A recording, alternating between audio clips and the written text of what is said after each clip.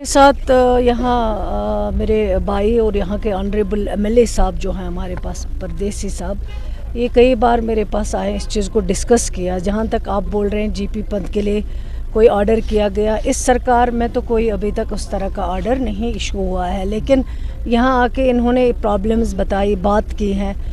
Accommodation बहुत कम है। Patient भी मुझे मिले जिन्होंने कहा है कि बेड नहीं मिल रहा है, क्योंकि जब इनके पास स्पेस नहीं है यहाँ, तो बेड को कैसे लगाएंगे। उन चीज़ों को देखने की ज़रूरत है। यहाँ पास में एक बिल्डिंग भी पड़ी हुई है जो नियरेस्ट है, लिफ्ट नहीं है, रैंप नहीं है। आपके पास सेंसिटिव पेशेंट यहाँ आते हैं जिनको व्हील चेयर में टेस्ट करने के लिए ले जाता है। और मेरे ख्याल से मैं समझती हूँ कि सबसे बड़ा डॉक्टर्स का बिहेवियर, अगर डॉक्टर्स का बिहेवियर अच्छा हो, लोगों को सेटिस्फाई करे, लोगों को मुतमईन करें। अगर लोग कितना भी बीमार हो पेशेंट, जब वो डॉक्टर के पास आए, ये ना हो कि डॉक्टर उठा के उसका टेस्ट ही कहीं फेंक दे कि जाओ आप, मुझे क्यों आए हो दिखाने के लिए। ये सब चीज़ें नहीं होनी चाहिए। इन चीज़ों को हमें रोकना चाहिए।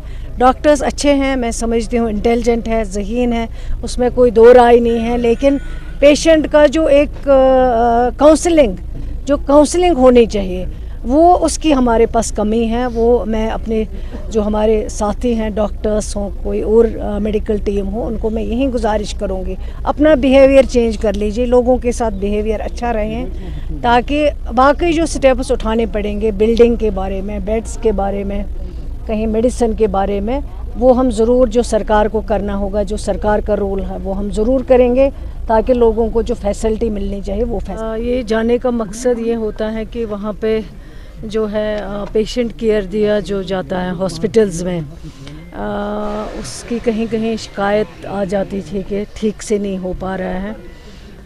और जो हॉस्पिटल्स के अंडर प्रॉब्लम्स हैं, हमारे जो वहाँ पे काम करने वाले हैं, चाहे वो डॉक्टर्स हो, चाहे वो मेडिकल सुपरिटेंडेंट्स हो, चाहे वो पैरामेडिकल स्टाफ हो, उनकी भी कहीं कहीं मुश्किलें काफ़ी हैं। हॉस्पिटल्स में जाने का मकसद यही है ताकि इन सारे चीज़ों का जो है वहाँ पे इजाला किया जाए, उन प्रॉब्लम्स को सुना जाए, चाहे वो लोगों की प्रॉब्लम्स है, चाहे वो हॉस्पिटल के अंदर डॉक्टर्स जो हमारे काम कर रहे हैं उनकी प्रॉब्लम्स है। मेन मकसद यही है। और असली जो है इम्पॉर्टेंट जो रीज़न है आने का, वो ये है कि लोग जो एक्सपेक्ट करते हैं सरकार से कि उनकी सुनवाई हो, उनकी बात सुनी जाए।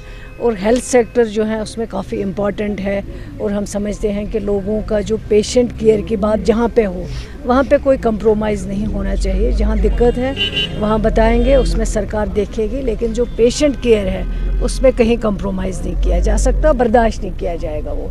और दूसरी जो बात थी, जो शिकायत आती थी कि प्राइवेट प्रैक्टिस की जा रही है कुछ डॉक्टर्स, मैं सारे नहीं कहूँगी, तो वो ज़्यादती है, वो नाइंसाफ़ी है पेशेंट्स के साथ। तो इसलिए मेन रीज़न ये भी है कि इन चीज़ों को भी चेक रखना चाहिए, ताकि जो गवर्नमेंट ने लोगों के लिए फैसिलिटीज़ रखी हैं हॉस्पिटलों के अंदर, चाहे वो मेडिसिन की बात हो, डॉक्टर्स की बात हो, पैरामेडिकल स्टाफ की बात हो, उन फैसिलिटीज़ का जो है लोग फ़ायदा उठा सके, लोगों को उसका फ़ायदा दिया जाए। नहीं, हठधर्मी तो किसी की नहीं चलेगी, चाहे वो कितने से कितना बड़ा होगा, कितना अप्रोच वाला होगा। पेशेंट केयर में कोई भी हठधर्मी चलने नहीं देंगे, कंप्रोमाइज़ नहीं किया जाएगा।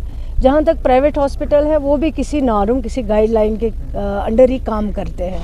वो कोई अपनी मनमानी हर चीज़ में नहीं कर सकते हैं, उसको सरकार जो है इजाज़त नहीं दी जाएगी। जहाँ तक कल के इंसिडेंट के बारे में आप बात कर रहे हैं, मेरे पास उसी टाइम वो वीडियो आया है, मैंने देखा है, मुझे बड़ा ताजुब हुआ है। मैंने कहा डॉक्टर्स इस तरह की अगर हरकत करेंगे तो मेरे ख्याल से ये बदकिस्मती की बात हो, चाहे वो प्राइवेट हॉस्पिटल का डॉक्टर हो, चाहे वो गवर्नमेंट हॉस्पिटल की बात हो। उसी टाइम जो है मैंने सेक्रेटरी को कहा है कि एक टीम जो है वो मुकर्रर की जाए। उसी टाइम कुछ डॉक्टर्स की टीम जो है वहाँ पे भेजी गई और इसके लिए इंक्वायरी ऑर्डर दिया गया। जो भी मुलव्वस होगा, चाहे वो कितना बड़ा होगा, उसके लिए हमें कोई ये नहीं है, लेकिन हम उसके ख़िलाफ़ जो है कार्रवाई की जाएगी। और उसके कार्रवाई के ख़िलाफ़ एज़ पर रोल जो भी उसको सज़ा मिलनी होगी, वो सज़ा भी उसको दी।